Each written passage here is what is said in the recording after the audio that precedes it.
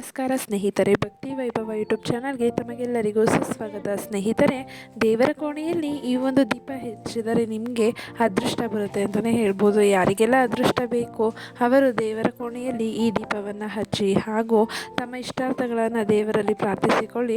ದೇವರಿಗೆ ತಮ್ಮ ಇಷ್ಟಾರ್ಥಗಳು ತಲುಪಿ ಬೇಗನೆ ಆಸೆಗಳೆಲ್ಲ ಈಡೇರುತ್ತೆ ಅಂತಲೇ ಹೇಳ್ಬೋದು. ಹಾಗಿದ್ರೆ ಅದೃಷ್ಟವನ್ನು ಪಡೆಯಲು ಯಾವ ದೀಪವನ್ನು ಹಚ್ಚಿದ್ರೆ ಒಳ್ಳೆಯದು ಅಂತ ವಿಡಿಯೋ ಮೂಲಕ ತಿಳ್ಕೊಳ್ಳೋದಕ್ಕಿಂತ ಮುಂಚೆ ದಯವಿಟ್ಟು ಚಾನಲನ್ನು ಸಬ್ಸ್ಕ್ರೈಬ್ ಮಾಡಿ. ಹಾಗೆ ವಿಡಿಯೋ ಇಷ್ಟ ಆಯಿತು ಅಂದರೆ ವಿಡಿಯೋಗೆ ಲೈಕ್ ಮಾಡಿ, ಶೇರ್ ಮಾಡಿ, ಕಮೆಂಟ್ ಮಾಡಿ. ಕಮೆಂಟ್ ಬಾಕ್ಸ್ನಲ್ಲಿ ತಮಗೆ ಇಷ್ಟವಾದ ದೇವರ ಹೆಸರನ್ನು ಕಮೆಂಟ್ ಮಾಡಿ.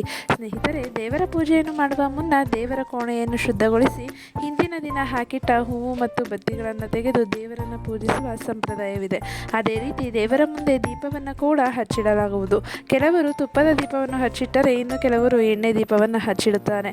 ಆದರೆ ಲವಂಗದ ದೀಪವನ್ನು ಹಚ್ಚುವುದರ ಪ್ರಯೋಜನ ಏನು ಅಂತ ಈ ವಿಡಿಯೋದಲ್ಲಿ ತಿಳ್ಕೊಳ್ಳೋಣ. ದೇವರಿಗೆ ಲವಂಗದ ದೀಪವನ್ನು ಹಚ್ಚಿಡೋದು ಹೇಗೆ ಅಂತ ನೋಡೋದಾದರೆ, ನಿಮಗೆ ಒಳ್ಳೆಯದಾಗಬೇಕು ಅಂತ ಇದ್ದರೆ ಈ ಒಂದು ದೀಪವನ್ನು ಹಚ್ಚಿಟ್ರೆ ಒಳ್ಳೆಯದಾಗುತ್ತೆ ಅಂತಲೇ ಹೇಳ್ಬೋದು. ಹಾಗಿದ್ರೆ ದೇವರಿಗೆ ದೀಪವನ್ನು ಬೆಳಗುವುದು ನಿನ್ನೆ ಅಥವಾ ಮೊನ್ನೆಯ ಸಂಪ್ರದಾಯವಲ್ಲ. ಇದು ಅತ್ಯಂತ ಪ್ರಾಚೀನ ಕಾಲದಿಂದಲೂ ನಡೆಸಿಕೊಂಡು ಬಂದಿರುವ ಪದ್ಧತಿಯಾಗಿದೆ. ಸೂರ್ಯ ಹುಟ್ಟುತ್ತಿದ್ದಂತೆ ಮನೆಯ ದೇವರ ಕೋಣೆಯಲ್ಲಿ ಮತ್ತು ಮನೆಯ ಅಂಗಳದಲ್ಲಿರುವ ತುಳಸಿಗೆ ಪೂಜೆಯನ್ನು ಮಾಡಿ ದೀಪವನ್ನು ಬೆಳಗುವುದು, ಮುಸ್ಸಂಜೆ ಸಮಯದಲ್ಲಿ ಮತ್ತೊಮ್ಮೆ ಶುದ್ಧರಾಗಿ ದೀಪವನ್ನು ಬೆಳಗುವುದು ನಮ್ಮ ಸಂಪ್ರದಾಯ ಅಂತಲೇ ಹೇಳ್ತಾ ಇದ್ದಾರೆ. ಯಾವ ವಸ್ತುವನ್ನು ದೀಪಕ್ಕೆ ಬಳಸಿದ್ರೆ ಒಳ್ಳೆಯದಾಗುತ್ತೆ ಅಂತ ನೋಡೋದಾದರೆ, ಸಾಮಾನ್ಯವಾಗಿ ಹೆಚ್ಚಿನ ಮನೆಗಳಲ್ಲಿ ದೇವರಿಗೆ ದೀಪವನ್ನು ಬೆಳಗುವಾಗ ಎಣ್ಣೆ ದೀಪವನ್ನು ಹಚ್ಚುತ್ತಾರೆ. ಆದರೆ ದೇವರಿಗೆ ತುಪ್ಪದ ದೀಪವನ್ನು ಹಚ್ಚಿಡುವುದು ಶುಭ. ದೇವರ ಮುಂದೆ ತುಪ್ಪದ ದೀಪವನ್ನು ಹಚ್ಚಿಡೋದ್ರಿಂದ ಶೀಘ್ರದಲ್ಲಿ ನಾವು ದೇವರ ಅನುಗ್ರಹವನ್ನು ಪಡೆದುಕೊಳ್ಳಬಹುದು. ಹಾಗೂ ದೇವರು ಕೂಡ ನಮ್ಮ ಪೂಜೆಯಿಂದ ಸಂತುಷ್ಟರಾಗ್ತಾರೆ ಅಂತಲೇ ಹೇಳ್ಬೋದು. ನಿಮ್ಮ ಮನೆಯಲ್ಲಿ ದೇವರಿಗೆ ತುಪ್ಪದ ದೀಪವನ್ನು ಹಚ್ಚಲು ಸಾಧ್ಯವಾಗದೇ ಇದ್ದರೆ ನೀವು ಎಳ್ಳೆಣ್ಣೆ ದೀಪವನ್ನು ಹಚ್ಚಬಹುದು. ಎಳ್ಳೆಣ್ಣೆ ದೀಪ ಕೂಡ ನಿಮ್ಮ ಬಳಿ ಹಚ್ಚಲು ಸಾಧ್ಯವಾಗದಿದ್ದರೆ ಸಾಸಿವೆ ಎಣ್ಣೆ ದೀಪವನ್ನಾದರೂ ಹಚ್ಚಬೇಕು. ಎಂದಿಗೂ ನೀವು ಅಡುಗೆಗೆ ಬಳಸುವ ಎಣ್ಣೆಯನ್ನು ದೇವರ ದೀಪಕ್ಕೆ ಬಳಸಬಾರದು ಅಂತಲೇ ಹೇಳ್ತಾ ಇದ್ದಾರೆ. ಹಾಗೆ ಬಂದು ದೇವರ ದೀಪದಲ್ಲಿ ಈ ಒಂದು ವಸ್ತುವನ್ನು ಹಾಕಬೇಕಾಗತ್ತೆ. ಯಾವ ವಸ್ತು ಅಂದರೆ ಲವಂಗವನ್ನು. ನಾವು ದೇವರಿಗೆ ಪ್ರತಿನಿತ್ಯ ದೀಪವನ್ನು ಹಚ್ಚುವಾಗ ದೀಪದಲ್ಲಿ ಎಣ್ಣೆ ಅಥವಾ ತುಪ್ಪವನ್ನು ಹಾಕಿ ಅದರಲ್ಲಿ ಒಂದೆರಡು ಲವಂಗವನ್ನು ಹಾಕಬೇಕಾಗತ್ತೆ. ಈ ನಂತರ ನಾವು ಲವಂಗ ಹಾಕಿದ ದೀಪವನ್ನು ದೇವರ ಮುಂದೆ ಹಚ್ಚಿಡಬೇಕು.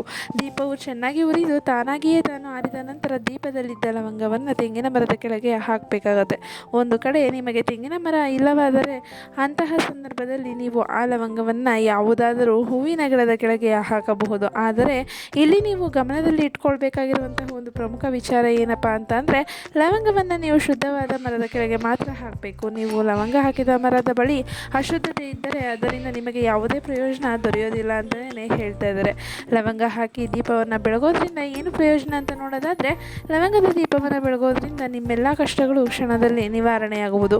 ಆರ್ಥಿಕ ಸಂಕಷ್ಟಗಳೆಲ್ಲ ಬಗೆಹರಿಯುತ್ತೆ ಅಂತಲೇ ಹೇಳ್ತಾ ಇದ್ದಾರೆ.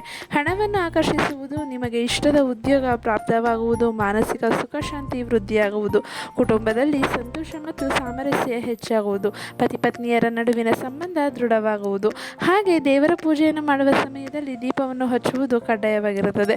ದೇವರಿಗೆ ದೀಪವನ್ನು ಹಚ್ಚದೆ ಮಾಡುವ ಪೂಜೆಯನ್ನು ಅಪೂರ್ಣವೆಂದು ಪರಿಗಣಿಸಲಾಗುತ್ತದೆ. ಹಾಗಾಗಿ ಪ್ರತಿದಿನ ನೀವು ತಪ್ಪದೆ ದೇವರಿಗೆ ದೀಪವನ್ನು ಹಚ್ಚಿ ನಂತರ ಪೂಜೆಯನ್ನು ಪ್ರಾರಂಭ ಮಾಡಬೇಕಾಗತ್ತೆ. ಲವಂಗವನ್ನು ನೀವು ಹಚ್ಚಿ ಪೂಜಿಸಿದ್ದೇ ಆಗಿದ್ದಲ್ಲಿ ನಿಮಗೆ ಇಷ್ಟಾರ್ಥಗಳು ಈಡೇರುತ್ತೆ ಅಂತಲೇ ಹೇಳ್ತಾ ಇದ್ದಾರೆ. ಹಾಗೆ ದೇವರ ವಿಚಾರದಲ್ಲಿ ನಾವು ಯಾವುದೇ ರೀತಿಯ ತಪ್ಪು ನಿರ್ಧಾರಗಳು ಅಂದರೆ ದೀಪ ಹಚ್ಚದೆ ಯಾವುದೇ ಕಾರಣಕ್ಕೂ ಪೂಜೆಯನ್ನು ಮಾಡಬಾರ್ದು.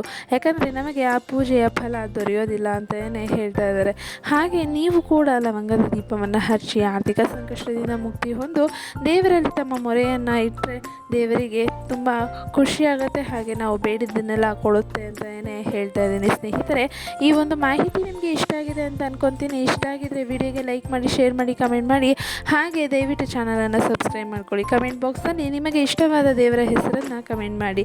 ಸ್ನೇಹಿತರೆ, ವಿಡಿಯೋ ವೀಕ್ಷಿಸಿದ್ದಕ್ಕಾಗಿ ಧನ್ಯವಾದಗಳು.